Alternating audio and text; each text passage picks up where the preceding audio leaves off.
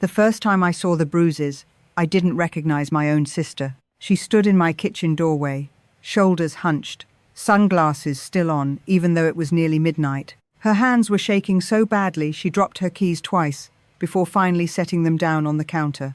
I remember thinking she looked smaller somehow, like the life had been slowly drained out of her, and when she finally took off the sunglasses, my stomach dropped. Purple and yellow fingerprints bloomed along her cheekbone, a split lip, hastily hidden under cheap lipstick, fading marks on her neck that no amount of turtlenecks could explain away. She didn't cry. That was the part that scared me most. She just whispered, "I can't do this anymore." For a long moment, the room was silent, except for the hum of the refrigerator. I didn't ask what happened. I already knew. I'd suspected it for months, the cancelled visits, the rehearsed excuses, the way her voice always sounded like she was walking on broken glass whenever she mentioned her husband. But knowing something in your bones is very different from seeing proof staring back at you in the face. I told her to sit down. I grabbed ice. I told myself to stay calm. But inside, something ugly and feral woke up. Because the truth was, my sister and I looked identical. Same height, same face, same voice cadence, same scar on our left eyebrow from when we were kids. The kind of identical that made people do double takes. The kind that had fueled a lifetime of pranks and mistaken identities. And as I stared at the bruises he'd put on her, a thought crossed my mind, quiet at first, then louder, then impossible to ignore. What if he couldn't tell us apart anymore? She stayed with me that night, barely slept. Neither did I. By morning, I'd already made up my mind, even though I hadn't said it out loud yet. I watched her wrap her arms around herself, as if trying to hold her body together. And I knew one thing for certain. Walking away wouldn't be enough. Not for him. Not after what he'd done. Some people deserve consequences they don't see coming. And sometimes, justice doesn't look like a courtroom. Sometimes it looks like a mirror. Before I go any further, I should probably introduce myself. My name is Eliza. I'm the twin who didn't marry him. I'm the twin who didn't take the hits. And I'm the twin who decided that if he thought he could make my sister's life a living hell, then maybe it was time someone returned the favor. Because what we were about to do wasn't just a plan, it was a performance, and he was about to become the star of the most convincing lie he'd ever believe. My sister showed up at my place in Portland with nothing but a tote bag and a dead-eyed calm that didn't belong on her face. We grew up in Boise, the kind of childhood where you learn early how to laugh loud so people don't notice what you're feeling. Back then, she was the brave one, the twin who could talk to anyone, who never flinched, who'd jump off the rope swing first and only turn around after she'd hit the water. Now she sat at my kitchen table, turning a mug of coffee between her palms like it was a life raft. Her hands were still trembling. She kept her sleeves pulled down even though it wasn't cold. "Tell me," I said gently.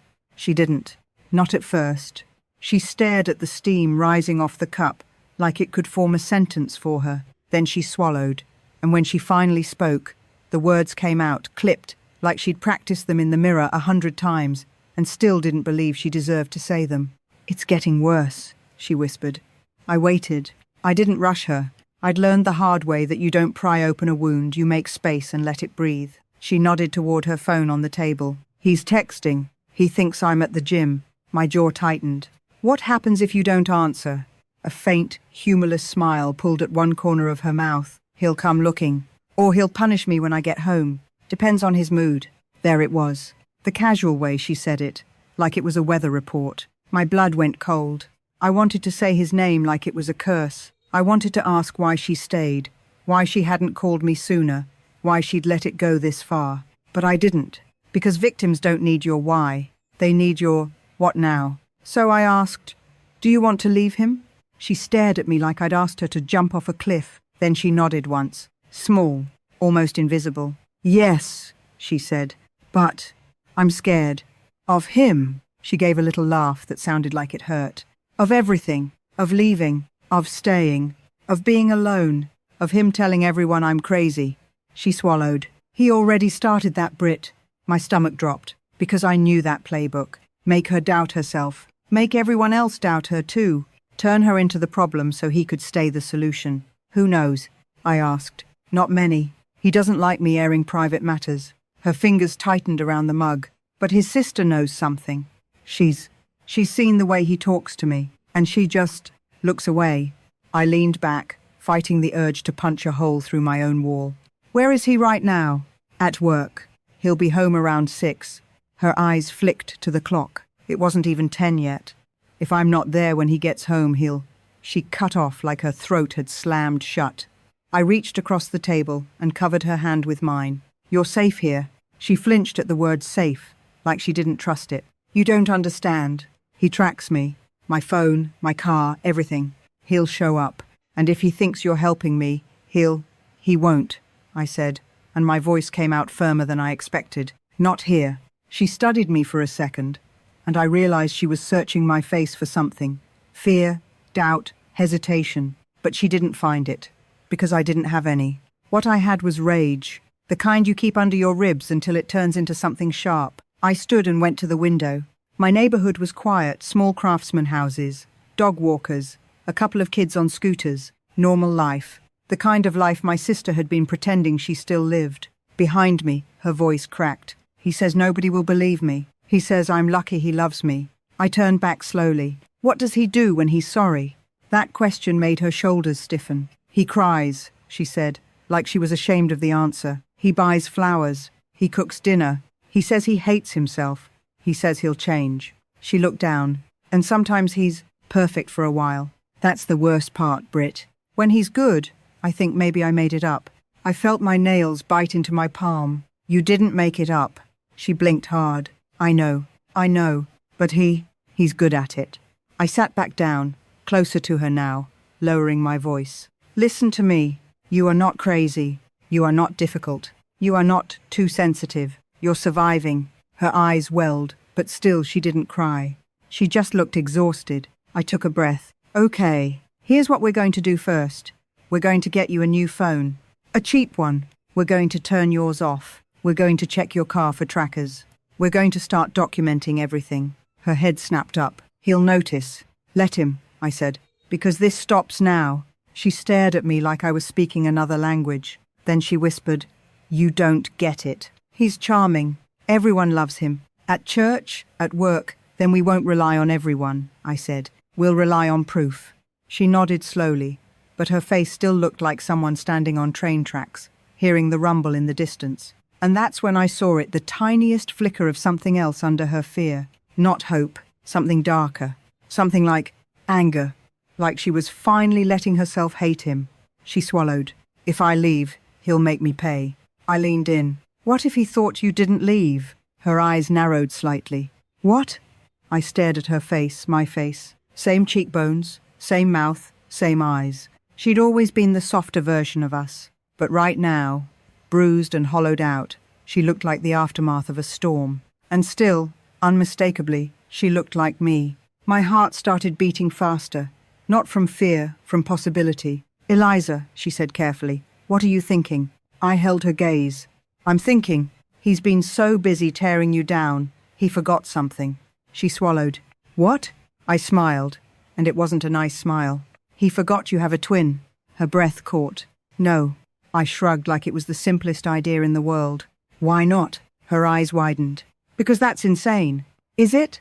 I kept my voice level. He wants control. He wants predictability. He wants you terrified and obedient. So what happens if the version of you he comes home to isn't the one he trained? My sister's lips parted, but nothing came out. I could see the gears turning. The panic trying to overtake her, then something else sliding in. Curiosity, temptation. And then she whispered, barely audible, he'd lose his mind. I nodded. Exactly. She shook her head quickly. Britt, he'll hurt you. I tilted my head. Will he? She stared at me. And for the first time since she walked through my door, she looked truly afraid for me. And that was when I knew she still had enough of herself left to fight. I lowered my voice. I'm not saying we do something reckless. I'm saying we do something smart. I paused. We changed the rules without him knowing the game changed. My sister swallowed hard. You don't understand what he's capable of. I reached across the table again, this time gripping her hand like an anchor. I understand one thing perfectly. She met my eyes. I understand that he thinks you're alone, and I let the silence sit there, heavy and loaded, because sometimes the most dangerous plans don't start with action. They start with someone finally realizing they have options. She whispered, What would we even do? I took a slow breath, and that's when I said the words that changed everything. We switched places. Her eyes flashed. For how long? Long enough, I said, to make him regret ever laying a hand on you. She stared at me like she was looking at a stranger, but then she looked down at her bruises. And when she looked back up, her voice was quiet, steady, and terrifying in its clarity. Okay, she said. Tell me what you need me to do. We didn't rush into it. That was the first rule. If we were going to do this, if we were going to step into each other's lives and fool a man who'd spent years studying my sister's every reaction we had, to be meticulous, careful, cold. By noon, her phone was powered off and wrapped in aluminum foil inside my freezer. Paranoid? Maybe. Necessary? Absolutely. We drove to a strip mall in Beaverton and bought a prepaid phone with cash. No names, no contacts, no cloud backups. I watched her flinch when the clerk asked if she wanted to register it. She's not used to having choices, I realized. That hurt more than the bruises. Back home, we laid everything out on my living room floor like evidence. Her clothes, her keys, her wallet, the spare credit card he allowed her to keep, the little notebook where she'd started logging dates and incidents in cramped handwriting. She hesitated before handing me her wedding ring. He notices everything, she said. The way I twist it when I'm nervous. The way I take it off before I shower. I slid it onto my finger. Perfect fit. Then I'll notice everything too.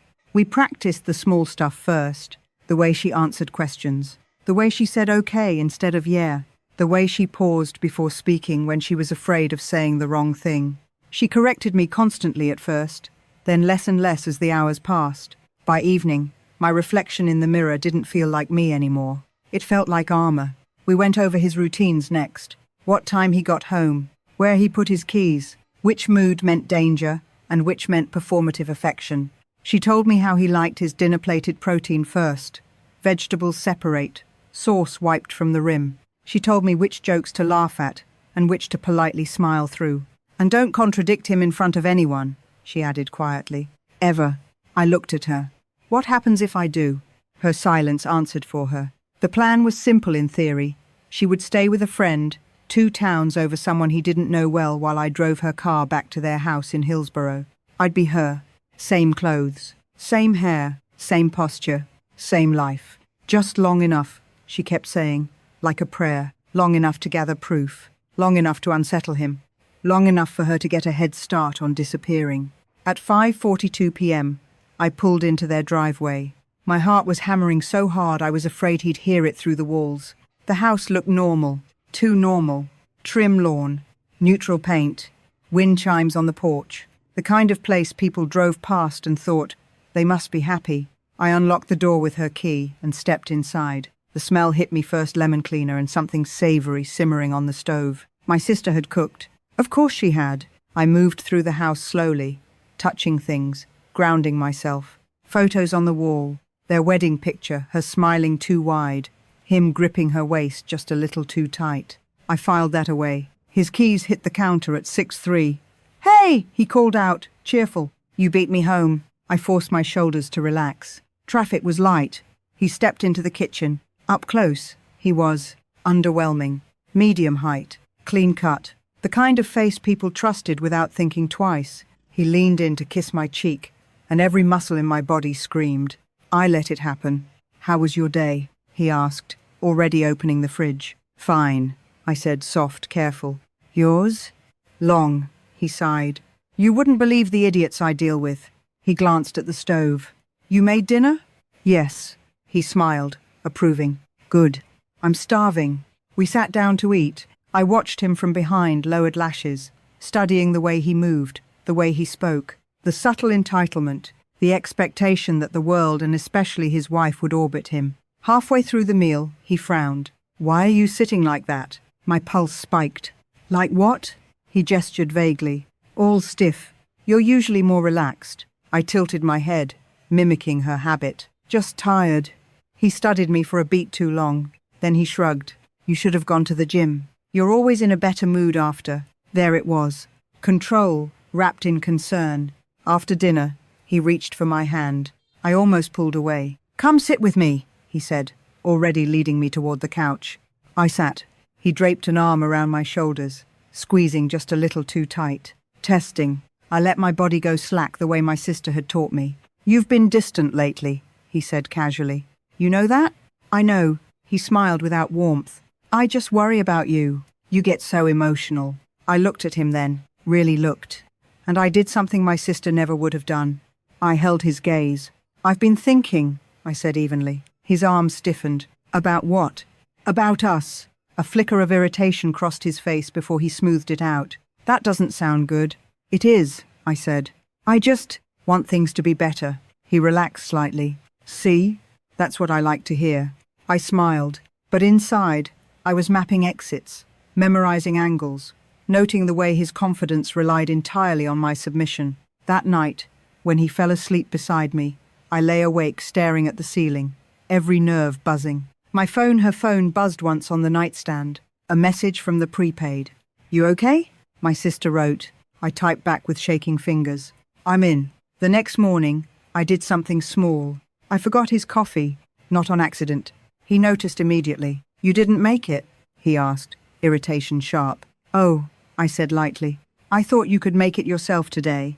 He blinked, thrown off balance. I was running late, I added, still calm. You know how it is. His jaw tightened. Since when do you forget? I shrugged, and just like that, I saw it the crack. Confusion, bleeding into annoyance. It was tiny, insignificant. But it was the first time his world didn't behave the way he expected it to. And I knew then. This wasn't just about protecting my sister anymore. This was about unmaking him. Slowly, carefully, from the inside. Once the pattern broke, it didn't take much to watch everything unravel. The forgotten coffee turned into missed check-ins. Missed check-ins turned into delayed responses. Delayed responses turned into something far more dangerous to him than disobedience. Uncertainty. By day 3, he was pacing. I could see it in the way his jaw clenched when I didn't immediately answer his texts. In the way he hovered in doorways, watching me like he was trying to relearn a map he'd memorized years ago. Are you mad at me? He asked one night, pretending to joke. I looked up from the book I was reading. Why would I be mad? He shrugged too quickly. You've just been different. Different. The word tasted sweet. I told you, I said calmly. I'm trying to be better, healthier. He didn't like that answer. It didn't give him anything to push against. The next escalation came when I started saying no. Not dramatically, not angrily. Just, no. No, I don't feel like going to your co-worker's dinner. No, I'm tired. No, I'll do it later. Each refusal landed like a pebble dropped into still water, ripples spreading through him. He'd sigh loudly, roll his eyes, mutter under his breath.